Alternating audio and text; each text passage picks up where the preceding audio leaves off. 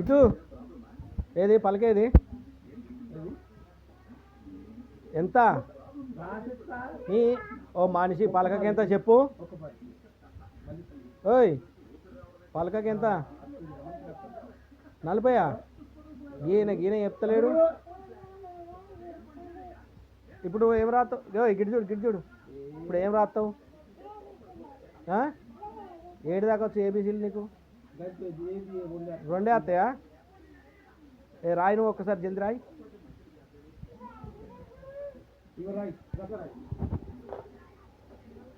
మంచిగా నీట్గా రాయాలి 7 దాకా వస్తాయి అను అదేంటిది అనాలే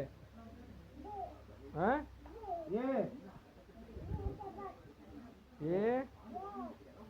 బి ఆల్ రాయ్